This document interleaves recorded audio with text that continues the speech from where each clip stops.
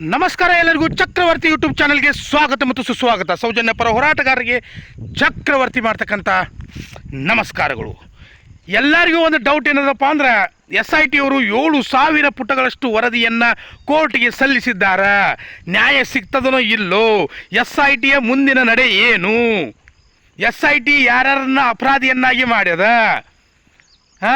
ಆಮೇಲೆ SIT ಮುಂದೆ ಮತ್ತು ತನಿಖೆ ಮಾಡ್ತದನೋ, ಇನ್ನು ಲಾಸ್ಟ್ ಮುಗಿಸ್ಬಿಟ್ರು ಚಿನ್ನೈನ ಗಜ್ಮಾ ಮಾಡ್ತಾರೋ, ಇನ್ನು ಪಂಚಾಯತ್ ಅವ್ರನ್ನ ಗಜ್ಮಾ ಮಾಡ್ತಾರೋ, ಇಲ್ಲ ಧರ್ಮಸ್ಥಳದಲ್ಲಿ ಎಷ್ಟೋ ಸಿಬ್ಬಂದಿಗಳು ಲಾಡ್ಜ್ನವರು ಅವರು ಇವರು ಸುಡುಗಾಡ ಸೈಂತಿ ಎಲ್ಲರೂ ಏನು ಅದಾರಲ್ಲ, ಈ ಕಾಮಾಂದನ ತಮ್ಮ ಅವನು ಇವನು ಇವ್ರನ್ನೆಲ್ಲ ಆರೋಪಿಗಳನ್ನಾಗಿ ಮಾಡಿ ಇವ್ರನ್ನ ಜೈಲಿಗೆ ಇಟ್ಟು ಇವ್ರನ್ನ ಗಜ್ಮಾ ಮಾಡ್ತಾರೋ, ಎಲ್ಲರಿಗೂ ಒಂದು ಪ್ರಶ್ನೆ ಕಾಡಾಗದ ರೀ. ಏನು ಇದನ್ನು ಕಾಂಗ್ರೆಸ್ ಪಕ್ಷದವರು ಇದನ್ನು ಕೂಡ ಏನಪ್ಪ ಅಂದ್ರೆ ತಿರುವಿ ಮಾಡಿ BJP ಅವ್ರ ಥರ 6 ವರ್ಷಕ್ಕೊಂಥರ ಗುಂಡು ಮಾಡಿ ಒಗಿತಾರೋ, ಇದು ಕೂಡ ಎಲ್ಲರಿಗೂ ಸಮಸ್ಯೆ ಕಾಡಾಗದ ರೀ. ಈಗ ಯಾಕಪ್ಪ ಅಂದ್ರೆ ಸರ್ವೇ ಸಾಮಾನ್ಯವಾಗಿ ಹೇಳ್ಬೇಕಂದ್ರೆ ಈಗ ನಮ್ಮ ಗೃಹ ಮಂತ್ರಿ ಅವರು ಬಂದಿದ್ದಾರೆ, ಯಾರಪ್ಪ ಅಂದ್ರೆ ಪ್ರಿಯಾಂಕ್ ಖರ್ಗೆ ಅವ್ರ ಬಗ್ಗೆ ಒಂದು ತಪ್ಪು ಕಲ್ಪನೆ ಅದ ಎಲ್ಲರಲ್ಲೂ. ಏನು ತಪ್ಪು ಕಲ್ಪನೆಪ್ಪ ಅಂದ್ರೆ ಪ್ರಿಯಾಂಕ್ ಖರ್ಗೆ ಬಗ್ಗೆ, ಈ ವ್ಯಕ್ತಿ ತಂದೆಯ ಒಂದು ಹೆಸರಿನಿಂದ ಗೃಹ ಮಂತ್ರಿ ಆಗಿದ್ದಾನ, ಇವನಿಗೆ ನಾಲೇಜ್ ಇಲ್ಲ. ನಾನಿವತ್ತು ಮಾತಾಡೋಕ್ಕೆ ಬಂದಿರೋದು ಒಂದು ಸೌಜನ್ಯ, ಇನ್ನೊಂದು ಈ ಬುರುಡೆ ಕೇಸ್, SIT ವರದಿ, ಅಶೋಕ್, ಹರೀಶ್ ಪೂಂಜಾ ಮತ್ತು ನನ್ನ ಪ್ರೀತಿಯ ಹಾಗೂ ಕಾಂಗ್ರೆಸ್ನ ಗೃಹ ಮಂತ್ರಿಯಾಗಿರ್ತಕ್ಕಂಥ ಪ್ರಿಯಾಂಕ್ ಖರ್ಗೆ ಬಗ್ಗೆ. ನೋಡ್ರಿ, ಪ್ರಿಯಾಂಕಾ ಖರ್ಗೆ ಗಂಡು ಹೆಣ್ಣು ಅನ್ನೋದು ಕೇಳೋದು ನನ್ನನ್ನು ಆದ್ರೆ ಪಕ್ಕ ಗಂಡುಗಲಿ ಕುಮಾರರಾಮ ರೀ. ಯಾರು? ಪ್ರಿಯಾಂಕ ಖರ್ಗೆ. ಯಾಕಂದರೆ RSSದವರಿಗೆ ಶಡ್ಡು ಹೊಡೆದಿರ್ತಕ್ಕಂಥ ಏಕೈಕ ಒಬ್ಬ ರಾಜಕಾರಣಿ ಯಾರಾದರೂ ಇದ್ದರೆ ಕರ್ನಾಟಕದ್ದು ಅದು ಪ್ರಿಯಾಂಕ ಖರ್ಗೆ. ಯಾಕಪ್ಪ ಅಂದ್ರೆ ಯಾವುದೇ ಮೇನ್ ಸ್ಟ್ರೀಮ್ ಮೀಡಿಯಾಗಳಲ್ಲಿ ತೋರ್ಸಂಗಿಲ್ಲ ರೀ, ದರಿದ್ರ ಮೇನ್ ಸ್ಟ್ರೀಮ್ ಮೀಡಿಯಾಗಳಲ್ಲಿ ಪ್ರಿಯಾಂಕ ಖರ್ಗೆ ಬಗ್ಗೆ ತೋರ್ಸಂಗಿಲ್ಲ. ಯಾಕೆ ಹೇಳ್ತೀನಿ ಕೇಳ್ರಿ ನಿಮಗೆ, ಯಾಕಂದ್ರೆ ಇದೆಲ್ಲ ಹೇಳ್ತಿನ್ನೋ ಮೇನ್ ಸ್ಟ್ರೀಮ್ ಮೀಡಿಯಾಗಳು ಅದಾವ. ಹೇಳಿದ್ರು ಪ್ರಿಯಾಂಕ ಖರ್ಗೆ ಅವರು ಈ RSSಗೆ ಯಾವ ಒಬ್ಬ ರಾಜಕೀಯ ವ್ಯಕ್ತಿ ಮಕ್ಕಳು ಯಾರೂ ಇಲ್ಲ, ಎಲ್ಲರೂ ಕೂಡ ಬಡ ವ್ಯಕ್ತಿಯ ಮಕ್ಕಳೇ. ಹೋರಾಟ ಮಾಡಬೇಕಾದ್ರೆ ಬಡವ್ರ ಮಕ್ಕಳೇ ಬೇಕು. ರಾಜಕೀಯ ಮಾಡ್ತಕ್ಕಂಥ ಯಾವುದೇ ಒಬ್ಬ BJPಯ ಶಾಸಕನ ಮಕ್ಕಳು, ಸಚಿವರ ಮಕ್ಕಳು, ಮುಖ್ಯಮಂತ್ರಿ ಮಕ್ಕಳು, ಪ್ರಧಾನಮಂತ್ರಿ, ಗೃಹ ಮಂತ್ರಿ, ರಕ್ಷಣಾ ಮಂತ್ರಿ ಯಾವುದೇ ಒಬ್ಬ ಮಗಾನೂ ಕೂಡ ಇಲ್ಲ. ಎಲ್ಲರೂ ಕೂಡ ವಿದೇಶದಲ್ಲಿ ಆರಾಮಾಗಿ ಮಜಾ ಮಾಡಾಕಿದ್ದಾರೆ.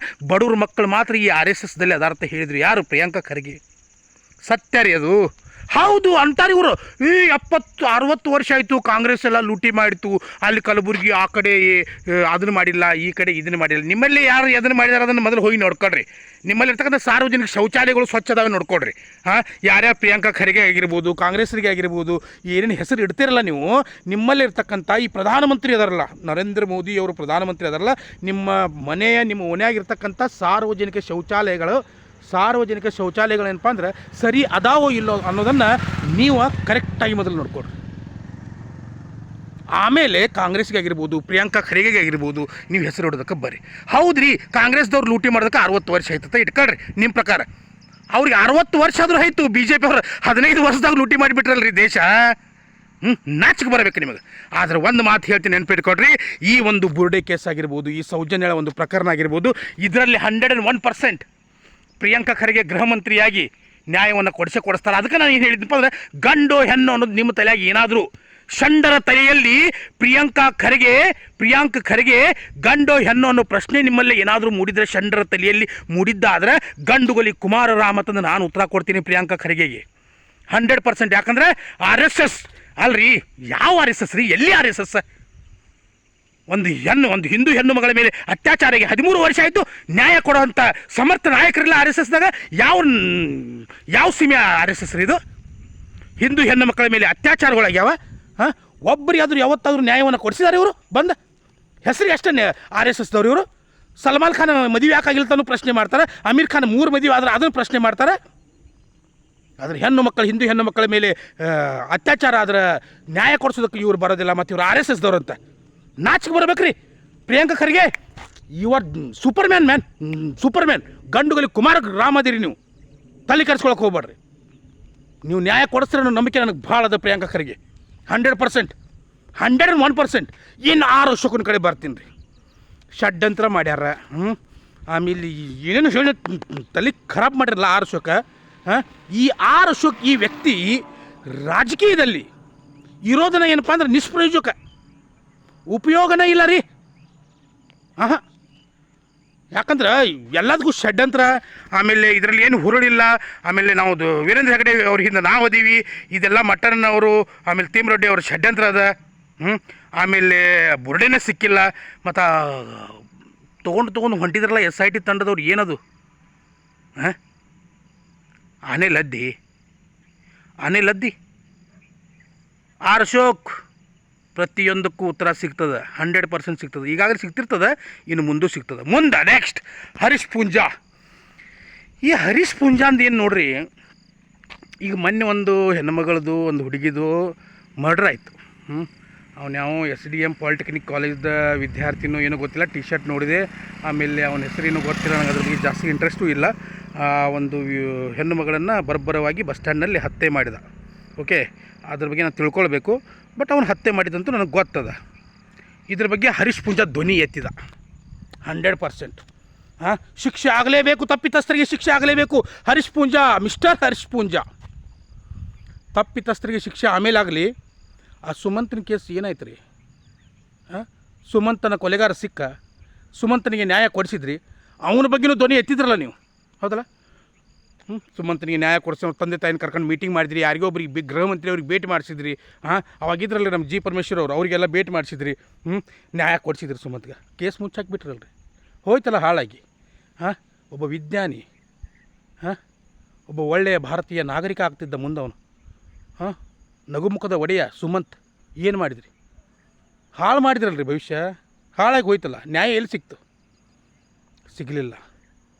ಆದರೆ ಒಂದು ಮಾತು ಹೇಳ್ತೀನಿ, ಸೌಜನ್ಯಗಳಿಗಾಗಿರ್ಬೋದು, ಈ ಎಲ್ಲ ಬುರುಡೆ ಕೇಸ್ಗಳಿಗಾಗಿರ್ಬೋದು, ಪ್ರತಿಯೊಂದಕ್ಕೂ ನ್ಯಾಯ ಸಿಗ್ತದೆ. ಇದರಲ್ಲಿರ್ತಕ್ಕಂಥ ಏನು ನಿಮ್ಮ ಒಂದು ವೋಟ್ ಬ್ಯಾಂಕ್ ಅಲ್ಲ, ಮನಿ ಬ್ಯಾಂಕ್ ಅಂತಾರಲ್ಲ, ದುಡ್ಡು ನಿಮಗೆ ಬರ್ತದಲ್ಲ ಎಲೆಕ್ಷನ್ ಆಡೋಕ್ಕೆ, ಎಲ್ಲಿಂದ ಬರ್ತದಲ್ಲ, ಕಪ್ಪು ಹಣ ಬರ್ತದಲ್ಲ ನಿಮಗೆ ಅಲ್ಲಿಂದ. ನಿಮಗೆ ಯಾವ ಆ ನಕಲಿ ದೇವಮಾನವ ಕೊಡ್ತಾನಲ್ಲ, ಆ ನಕಲಿ ದೇವಮಾನವನಿಗೆ ಒಂದಲ್ಲ ಒಂದು ದಿನ 100% ಶಿಕ್ಷೆ ಆಗಿ ಆಗ್ತದೆ. ಇದು ಮಾತ್ರ ಖರೆ. ಅದನ್ನು ಕೊಡಿಸೋರು ಬೇರೆ ಯಾರೂ ಅಲ್ಲ, ಯಾವ ಸಾವಿರ DKಶಿ ಅಂತ ಹೇಳಾಕತ್ತಿದ್ರಲ್ಲ, ಆ ಸಾವಿರ DKಶಿ ಅಷ್ಟು ಈಸಿ ಅಲ್ಲ, ನೀವು ತಿಳ್ಕೊಂಡಷ್ಟು. ಅರ್ಥ ಆಯ್ತಲ್ಲ? ಅಷ್ಟು ಈಸಿ ಅಲ್ಲ. 101%. ಪ್ರಿಯಾಂಕಾ ಖರ್ಗೆ ಅವರನ್ನು ಗೃಹ ಮಂತ್ರಿಯನ್ನಾಗಿ ನೇಮಕ ಮಾಡಿದಾರಂದ್ರೆ ಇದ್ರ ಮೇಲೆ ತಿಳ್ಕೊಳ್ಬೇಕು. ಹರೀಶ್ ಪೂಂಜಾ, ಆರ್ ಅಶೋಕ್, ನಕಲಿ ದೇವಮಾನವ, ನೀವೆಲ್ಲ ಇದ್ರ ಮೇಲೆ ತಿಳ್ಕೊಳ್ಬೇಕು. 101% ಪ್ರಿಯಾಂಕಾ ಖರ್ಗೆ ಸೌಜನ್ಯಗಳಿಗೆ ನ್ಯಾಯ ಕೊಡಿಸ್ತಾರೆ. ಅಲ್ಲಿರ್ತಕ್ಕಂಥ ಎಷ್ಟೋ ಅನಾಥ ಶವಗಳು ಏನು ರಕ್ತ ಕಣ್ಣೀರನ್ನು ಸುರಿಸ್ತಾ ಇದ್ದಾವಲ್ಲ, ಪ್ರತಿಯೊಂದಕ್ಕೂ ಲೆಕ್ಕ ಚುಕ್ತಾ ಮಾಡೇ ಮಾಡ್ತಾರೆ ರೀ ಪ್ರಿಯಾಂಕಾ ಖರ್ಗೆ. ಮತ್ತೊಂದು ಮಾತು ಹೇಳ್ತೀನಿ ನಿಮಗೆ ನಾನು,